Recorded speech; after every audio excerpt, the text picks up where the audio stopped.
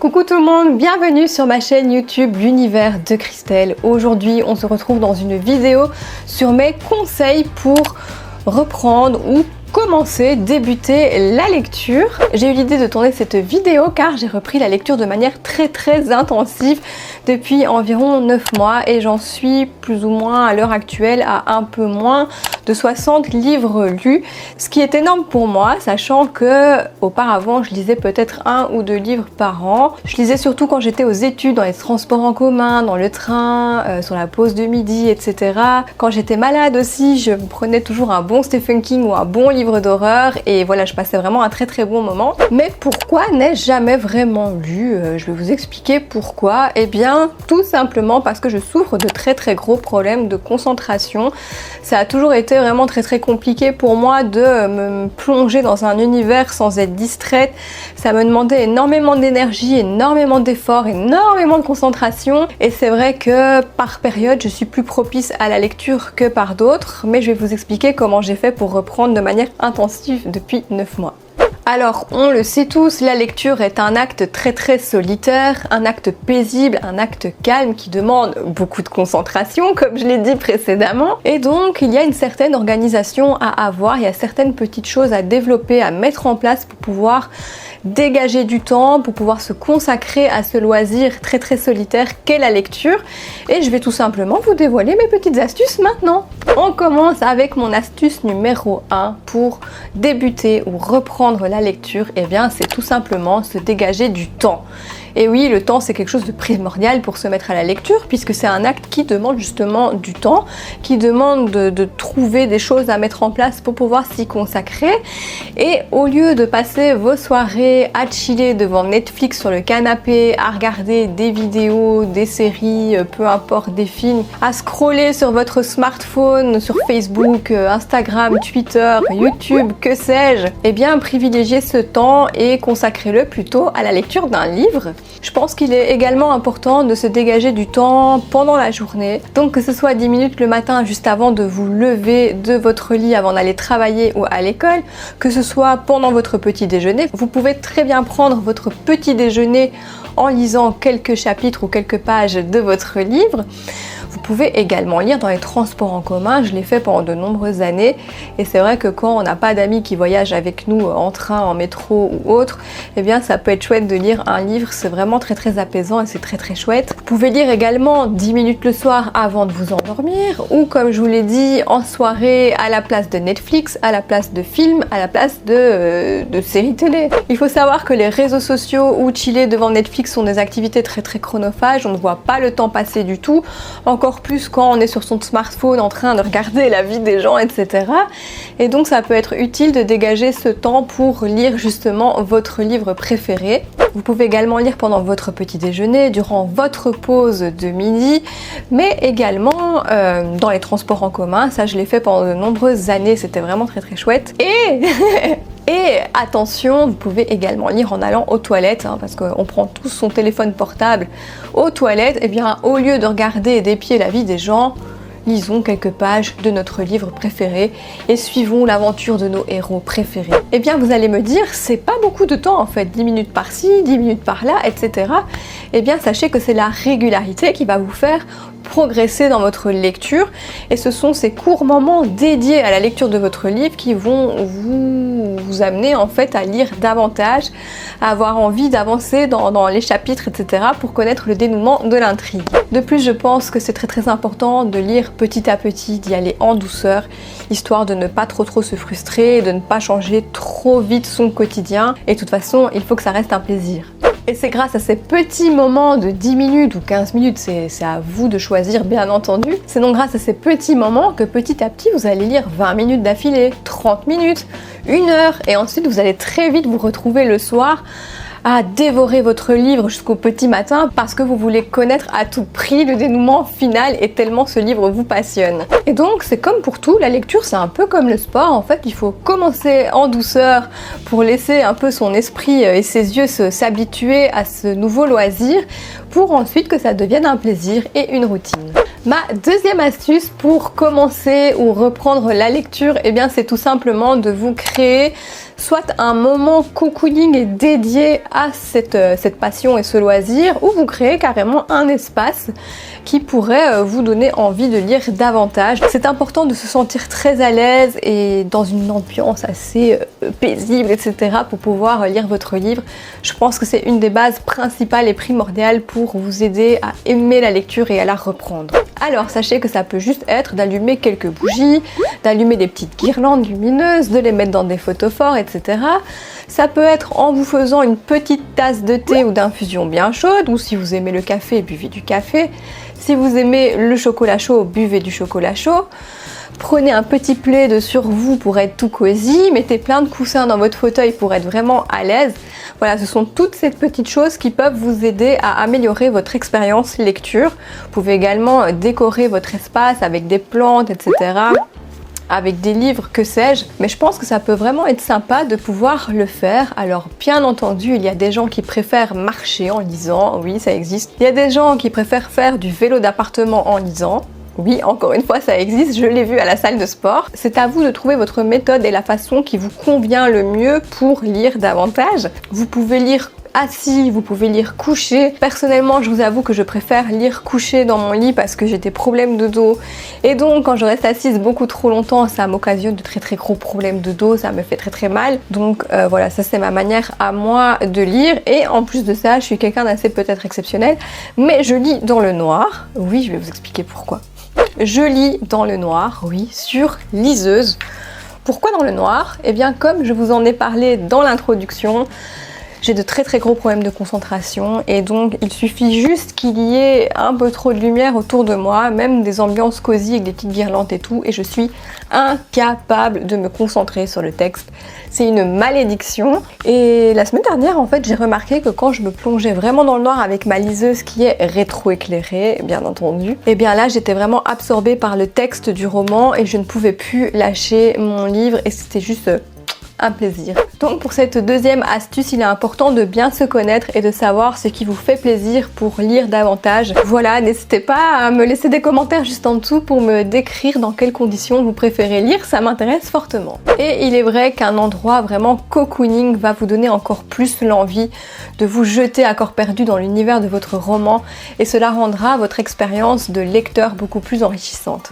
Troisième astuce, vous allez vous y attendre, hein, mais c'est tout simplement de diminuer son temps écran, que ce soit son temps écran sur son smartphone ou sur son PC. Comme je vous l'ai dit précédemment, la lecture est un acte très solitaire, calme et paisible qui demande de la concentration puisqu'en fait vous lisez voilà, des mots les uns à la suite des autres. Votre esprit s'arrange pour faire des projections mentales et pour vous faire un film en fait de ce que vous lisez dans votre tête.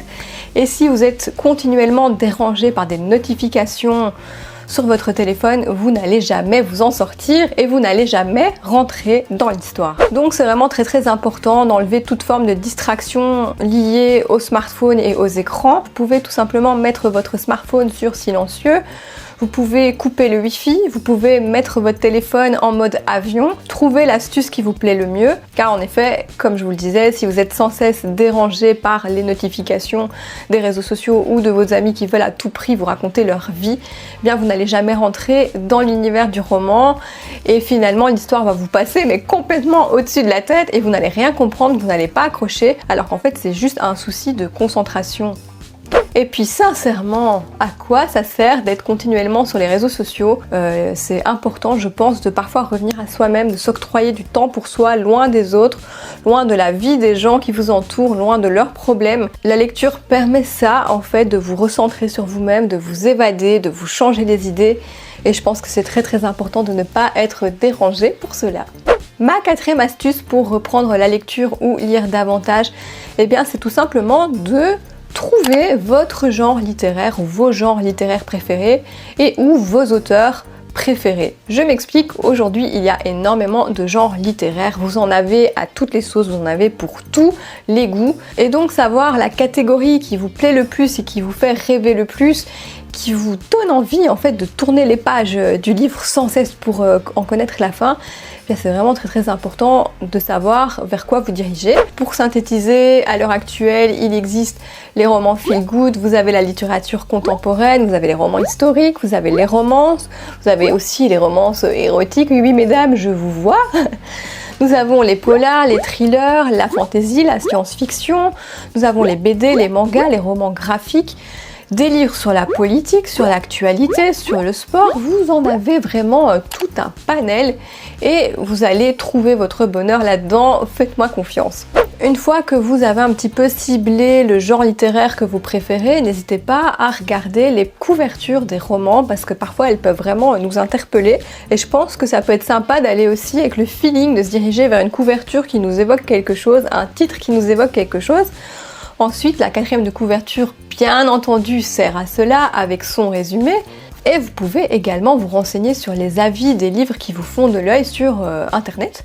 Sur Amazon, la Fnac, vous avez Babelio, vous avez Booknote, vous avez Livre Addict et même sur Instagram et YouTube.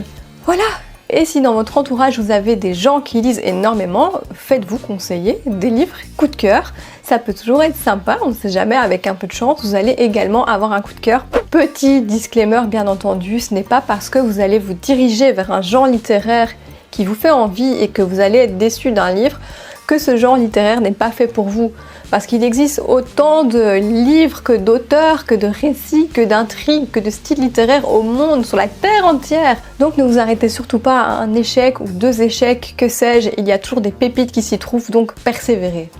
De même, si vous aimez un auteur et que vous aimez la plupart de ses livres, eh bien, il n'est pas impossible qu'à un moment donné, vous soyez un peu déçu de son prochain roman parce que voilà, l'intrigue ne vous a pas plu, le style ou l'histoire ou que sais-je. Donc ça peut arriver, mais ce n'est pas pour autant qu'il faut abandonner et ne plus jamais lire des livres de cet auteur. Et quand bien même, dites-vous bien que tous les goûts sont dans la nature et que vous allez peut-être moins aimer un roman alors que d'autres personnes vont l'adorer et que ce sera un coup de cœur pour eux. Ma 5e astuce pour reprendre la lecture ou pour débuter la lecture, c'est tout simplement de commencer par des livres plutôt courts comme vous voyez juste ici. Car il n'y a rien de pire que de commencer par des livres et des briques qui font plus de 1000 pages ou de lire une intégrale directement avec peut-être un style de lecture beaucoup plus ancien. Vous risquez de décrocher beaucoup plus vite. Pourquoi? Tout simplement parce que l'auteur va mettre les choses en place beaucoup plus lentement dans l'histoire et vous risquez de décrocher, surtout si vous n'avez pas l'habitude de lire énormément. Donc les livres courts comme ceci, de 100 pages, 200 pages, 250 pages, c'est vraiment l'idéal pour reprendre la lecture parce que vous allez directement être plongé dans l'intrigue. L'action sera également beaucoup plus rapidement présente. Et donc en fait je trouve que c'est vraiment l'idéal. Moi je vous conseille de faire ça. On rentre plus facilement dans l'intrigue et dans l'action. Ça permet vraiment de tourner les pages plus facilement parce qu'on veut à tout prix connaître le dénouement. Et puis après une fois qu'on l'a fini, eh bien on est satisfait. Même si c'est un court livre, on se dit je suis vraiment arrivée au bout, c'est génial. Je trouve que c'est vraiment un des points positifs des livres courts et c'est également pourquoi j'avais arrêté dans ma jeunesse et dans mon ancienne expérience de lectrice des livres beaucoup plus facilement, pourquoi je les abandonnais, tout simplement parce qu'ils étaient beaucoup trop longs, que je n'avais pas l'habitude et que ça prenait du temps à ce que tout se mette en place pour arriver vraiment à l'intrigue principale ou au dénouement final et donc je me lassais et j'abandonnais. Donc c'est vrai que j'aime bien lire des livres courts quand je suis pas très motivée à lire et du coup ça me relance dans mon expérience de lectrice et ça me donne encore plus envie de lire et d'en savoir plus. Ma 6e astuce pour reprendre la lecture ou pour la commencer, eh bien c'est tout simplement de choisir le format que vous allez lire. Parce que oui, à l'heure actuelle, il y a des multiples supports pour découvrir des livres, pour vous lancer dans la littérature. Je vais donc vous les énumérer maintenant. Alors, en support papier, vous avez bien entendu le format broché.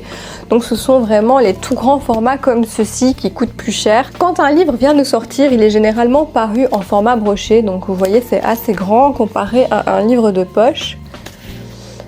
Voilà, c'est assez lourd, c'est beaucoup plus cher. Mais alors moi, ce que j'apprécie beaucoup dans ces livres, c'est l'écriture hyper aérée. Vous voyez, ça respire vraiment. Si vous avez des problèmes de vue, je trouve que c'est vraiment le type de livre que vous pouvez lire parce que du coup, ça vous fatigue beaucoup moins. Tandis que le livre de poche, forcément, est plus petit. C'est super pratique pour mettre dans son sac pour partir, etc. Partir en voyage ou que sais-je. Là, par contre, c'est vrai que dans cet exemple-là, c'est assez aéré aussi. Je sais pas si vous voyez, hop là. C'est assez aéré, mais il y a vraiment des livres de poche où c'est écrit, mais tout petit, où l'interligne est hyper petit aussi, tout est serré. Et là, je trouve que ça alourdit le texte, vous pouvez pas savoir non, moi ça me plaît absolument pas. Ce sont deux choses auxquelles vous pouvez regarder si vous aimez plutôt les formats plus aérés avec une plus grande police d'écriture, ou si vous préférez le format plutôt léger du poche, mais parfois malheureusement avec une écriture très condensée et qui peut fatiguer à terme.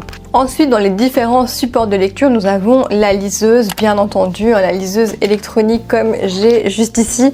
Moi, c'est une Kobo H2O Aura 2e édition. Elle est waterproof, elle a un rétroéclairage et un filtre de lumière bleue. Donc c'est vraiment pratique quand je lis le soir très tard ou si j'ai une insomnie.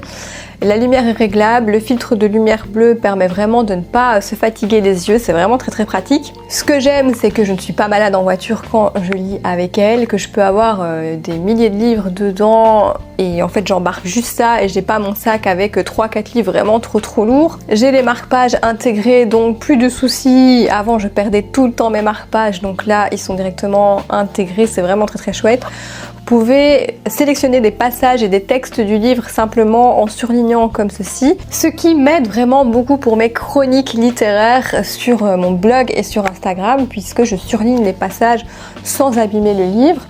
Le dictionnaire est intégré, donc c'est vraiment génial, et vous pouvez prendre des notes, donc s'il y a vraiment des passages qui m'interpellent ou qui m'ont fait rire ou autre, eh bien je note ça m'a fait rire, c'était vraiment drôle, j'ai aimé l'humour du personnage, vraiment très cool. Les livres sont vraiment moins chers en plus de ça quand vous les achetez en format numérique comme ceci.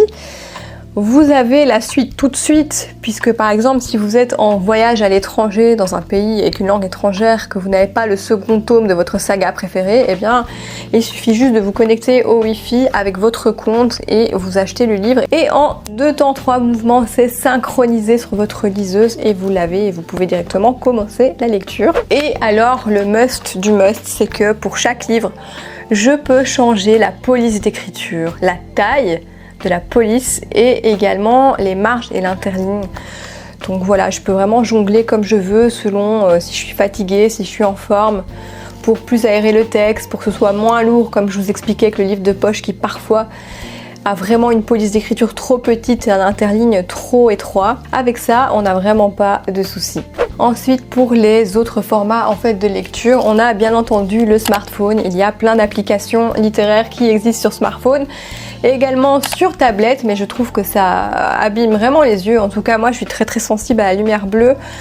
Les écrans, ça me détruit vraiment les yeux, ça me fait très mal. Mais si vous n'avez pas de soucis comme moi, vous pouvez bien entendu lire là-dessus. Après, gardez à l'esprit que c'est moins reposant qu'une liseuse ou qu'un livre papier. Et ensuite, pour terminer, nous avons bien entendu le livre audio qui est de plus en plus popularisé. Vous avez diverses plateformes qui en proposent. Je ne sais pas si vous avez déjà essayé. Personnellement, j'ai déjà essayé, mais j'avoue qu'avec mes problèmes de concentration, c'était assez compliqué et j'ai un petit peu du mal à me faire aux voix des lecteurs. Mais maintenant, je pense que ça peut être une bonne alternative si vous n'avez pas beaucoup de temps libre et si vous avez envie de découvrir des livres en faisant votre ménage, la vaisselle, le jardinage. Ça peut être vraiment sympa. Et aussi d'ailleurs pour les grands voyages en voiture, au lieu d'écouter la radio, un livre audio ça peut être cool, je vous assure. Mon 7e conseil pour reprendre la lecture, eh bien c'est un conseil qui fait mal, hein, je vous l'avoue, mais c'est tout simplement d'abandonner un livre quand il ne vous plaît pas. Voilà, c'est dit, je pense que tout est dans cette première phrase. Qu'est-ce que vous voulez ? C'est un conseil que j'ai eu énormément de mal à appliquer et qui m'a valu beaucoup de pannes de lecture par le passé quand j'étais ado, quand j'étais un peu plus jeune. Et je pense sincèrement qu'à cette époque, j'aurais dû arrêter le livre et passer à un second parce que voilà, c'était pas possible, je n'arrivais pas, l'histoire ne me plaisait pas, l'intrigue non plus, le style non plus, le style d'écriture, hein, j'entends. Et oui, à un moment, il faut pouvoir dire stop, il faut pouvoir dire non, parce qu'il existe tellement de livres sur cette terre, il y a tellement de livres qui ont été publiés et d'autres qui sont continuellement publiés chaque mois. Des sorties littéraires, vous en trouvez chaque semaine, ça n'arrête jamais. Il y a tellement de livres qui gagnent à être lus, des livres qui sont juste sublimes, que voilà, je vous conseille, au lieu de perdre votre temps, de pas vous sentir bien dans votre lecture, ok, persévérez un peu, mais si vous voyez que ça ne va pas, arrêtez. Vraiment, dites stop et passez à un prochain livre qui lui va vous plaire et qui sera certainement un coup de cœur. Pour ma peine, c'est vrai que je me dis, si je meurs demain, j'aurais passé ma soirée à lire un livre qui me plaît pas, qui me rend malade, qui me rend folle de rage. Et clairement, j'aurais préféré lire un livre vraiment trop chouette qui m'aurait mis dans une ambiance vraiment très cool. Et là, je pourrais partir en paix au paradis. Donc oui, la vie est vraiment trop courte pour s'embêter à lire des choses qui ne nous plaisent pas. Surtout que la lecture est un loisir, la lecture doit vous plaire, elle doit vous procurer un très bon moment, elle permet de nous évader de notre monde actuel, de notre quotidien qui est très stressant, surtout ces temps-ci. Et voilà, si vous vous acharnez à lire un livre que vous détestez, ça va être encore plus horrible et vous risquez d'avoir des pannes de lecture et donc de ne plus avoir envie de lire du tout pendant des mois, voire des années, comme j'ai eu la blague. Donc s'il vous plaît, ne faites pas cette même erreur que moi.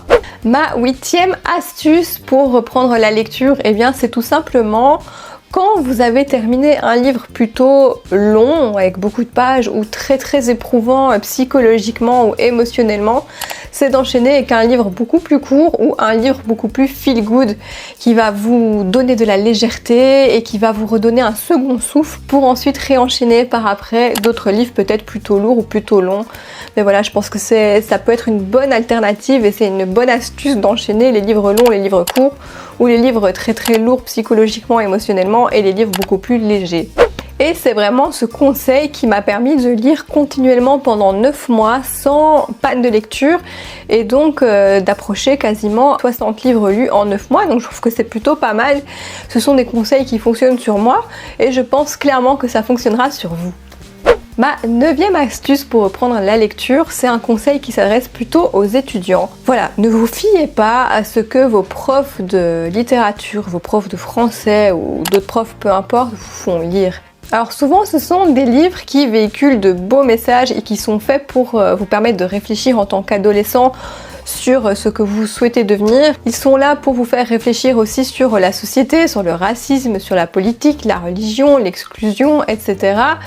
Sur des sujets assez lourds comme la guerre et des sujets assez délicats. Et donc ce sont des livres a priori qui sont là pour vous faire évoluer sur le futur adulte que vous serez plus tard, vous permettre d'avoir une réflexion sur cette société justement, sur les problématiques du monde actuel. Mais ce ne sont pas forcément des livres plaisir qui vont vous permettre de vous évader et de couper en fait et de souffler après une journée assez épuisante à l'école, etc. après vos tests et vos examens. Donc si vous êtes étudiant, ne vous dites pas ok, toute la littérature est comme ça, est assez lourde, c'est assez compliqué. Idem si vous lisez des classiques de grands auteurs français ou étrangers qui font parler d'eux depuis des années mais qui ont un style littéraire qui date d'une autre époque, un peu moins accessible, qui vont vous demander énormément de concentration, de chercher tout le temps dans le dictionnaire les mots hyper compliqués, hyper complexes, eh bien c'est vrai que du coup ça rend l'expérience lecture plus fastidieuse et ne vous inquiétez pas, la littérature ce n'est pas que ça. Il existe énormément de romans qui sont faits pour vous évader, surtout si vous êtes toujours adolescent maintenant en 2021.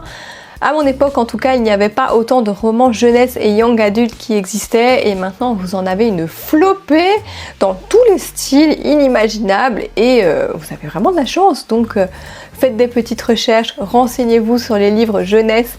Vous allez voir, il y a des pépites qui valent le détour et qui vont vraiment vous réconcilier avec la lecture. Et ma 10e astuce, eh bien, c'est tout simplement de ne pas vous mettre la pression. Ce n'est pas parce que vous décidez de vous remettre à la lecture que, en fait, vous devez vous fixer un challenge lecture avec autant de livres à lire par mois ou par an. Ça peut être positif si vous avez besoin de challenge pour avancer, mais moi je pense vraiment qu'au tout début, il est préférable de ne pas se fixer d'objectifs, de lire au feeling, bien entendu de se fixer des moments lecture pour pouvoir avancer, mais d'être cool avec soi-même et de ne pas se flageller et de ne pas culpabiliser si vous n'arrivez pas à 100 livres lus à la fin de l'année ou à 15 livres lus par mois. C'est quand même assez énorme, surtout que lorsque l'on recommence à lire, on est beaucoup plus lent puisqu'on n'a plus l'habitude, les yeux n'ont plus l'habitude de suivre non plus.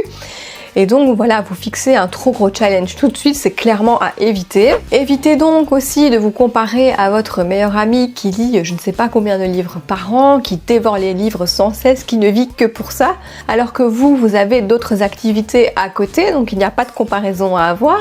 Et évitez également de vous comparer à ces booktubeuses ou bookstagrammeuses qui lisent à profusion parce que c'est devenu leur métier, parce qu'on leur envoie un max de livres tous les mois, donc clairement, ne vous comparez pas. Surtout quand vous êtes face à des personnes qui lisent 100 pages à l'heure, voire plus de 100 pages à l'heure, moi je trouve que c'est énorme. Personnellement, je ne me compare pas parce que vous savez, comme je l'ai déjà dit dans cette vidéo, j'ai des problèmes de concentration. Je n'ai jamais réussi à lire 100 pages à l'heure. Si je lis 20 pages, voire 30 peut-être dans les bons moments, je peux déjà m'estimer heureuse, mais je trouve que c'est déjà énorme pour moi. Donc voilà, personnellement, je vais à mon rythme, je ne me mets pas de pression et c'est ce que je vous encourage à faire. C'est ce qui va vous permettre de tenir le coup dans la durée, de garder ce côté plaisir de la lecture et de ne pas vous ennuyer, de vous fatiguer, de vous décourager. La lecture n'est pas une compétition, c'est vraiment un loisir, c'est un moment que vous prenez pour vous évader, pour changer un petit peu d'air en quelque sorte. C'est un moment qui est fait pour que vous vous sentiez bien, donc n'instaurez pas cette compétition et cette pression parce qu'elle ne sera pas bénéfique pour vous. Et surtout, ne culpabilisez pas si vous n'avez pas lu durant une semaine parce que vous étiez fatigué, vous étiez malade, que vous étiez submergé au niveau du boulot, ou si vos enfants ont été malades et que vous avez dû vous occuper d'eux tout le temps, 24 heures sur 24, ce n'est pas grave, c'est vraiment pas grave du tout. Si vous avez plutôt envie de faire du sport, de vous balader, bon, de voir des gens c'est un peu plus problématique pour le moment vu la situation sanitaire, ou si tout d'un coup vous êtes tombé sur une série vraiment que vous adorez et que vous avez à tout prix envie de voir les derniers épisodes, c'est pas grave, ne culpabilisez pas, c'est pas grave, votre livre sera toujours là juste après, donc ne vous inquiétez pas. Par contre, bien entendu, n'attendez pas trop longtemps avant de reprendre la lecture parce que si vous êtes en plein milieu d'un livre, nous sommes tous humains et il nous arrive d'oublier les derniers chapitres que nous avons lus, on réouvre le livre après les vacances ou autres et on se dit mais mon Dieu, je ne comprends plus rien, qui sont ces personnages ? C'est pour ça qu'il est important tout de même d'instaurer cette routine de peut-être 10 minutes le matin, 10 minutes le soir. Mais voilà, quoi qu'il en soit, ne culpabilisez pas si vous n'avez pas le temps. Et bien voilà, cette vidéo est à présent terminée. Merci beaucoup de l'avoir regardée. J'espère que ces 10 petites astuces pour vous aider à commencer la lecture ou reprendre la lecture vous plairont. Je suis partie de mon expérience et j'ai tout de même essayé de voir un petit peu plus large. Je vous ai dit les trucs et les astuces qui ont fonctionné pour moi. Donc j'espère qu'elles fonctionneront pour vous. Si vous avez d'autres astuces, n'hésitez pas à les laisser en commentaire. Comme ça, voilà, vous pourrez partager un petit peu vos astuces entre vous et je pourrai également vous répondre. Si vous avez aimé la vidéo, lâchez un petit pouce bleu, ça me fera très plaisir. Et n'hésitez pas à vous abonner à ma chaîne YouTube et à activer la petite cloche pour ne rater aucune vidéo. En attendant, je vous embrasse très très fort, je vous souhaite de très très belles lectures et à très vite. Ciao ciao!